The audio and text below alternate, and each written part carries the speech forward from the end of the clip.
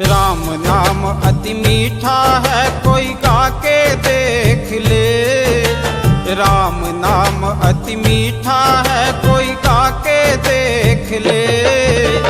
आ जाते हैं राम, कोई बुला के देख ले। आ जाते हैं राम, कोई बुला के देख ले।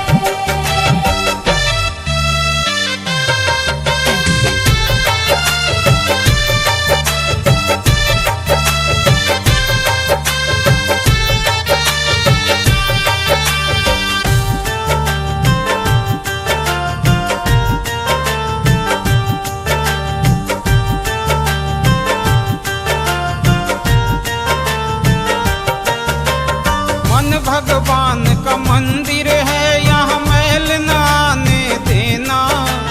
हीरा जन्मन मोल मिला, इसे व्यर्थ गवा न देना। मन भगवान का मंदिर है, यहाँ मैल न आने देना। हीरा जन्मन मोल मिला, इसे व्यर्थ गवा न देना।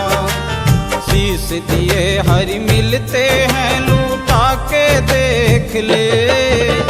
आ जाते हैं राम, कोई भूला के देख ले। आ जाते हैं राम, कोई भूला के देख ले।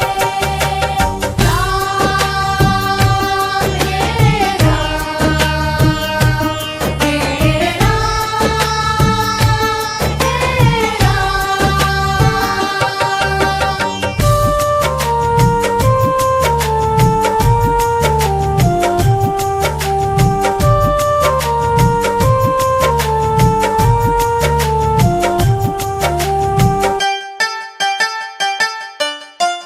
जिस मन में अभिमान भरा, भगवान कहाँ से आए। घर में हो अंधकार, भला मेहमान कहाँ से आए।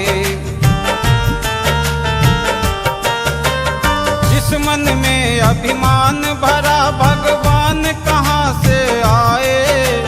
घर में हो अंधकार, भला मेहमान कहाँ से आए। राम नाम की ज्योति तू जला के देख ले। आ जाते हैं राम, कोई बुला के देख ले। आ जाते हैं राम, कोई भूला के देख ले।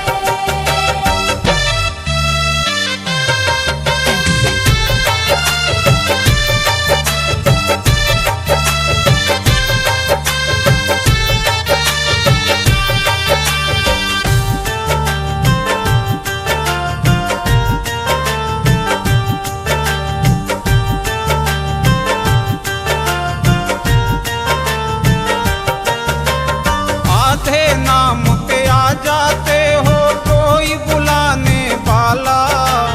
बिक जाते हैं राम, अगर हो मोल चुकाने वाला। आधे नाम पे आ जाते हो, कोई बुलाने वाला। बिक जाते हैं राम, अगर हो मोल चुकाने वाला। कोई जौहरी आके मोल लगा के देख ले।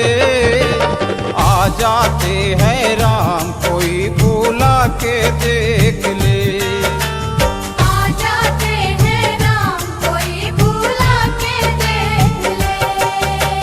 राम हे राम, हे राम, हे राम।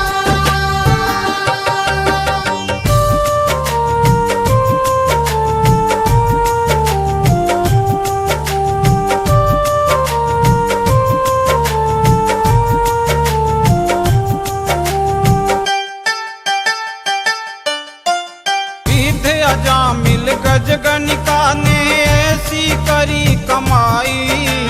नीच कर्म को करने वाला, तर गया सदन कसाई। जीत अजामिल गजगनिका ने ऐसी बड़ी करी कमाई, नीच कर्म को करने वाला तर गया सदन कसाई।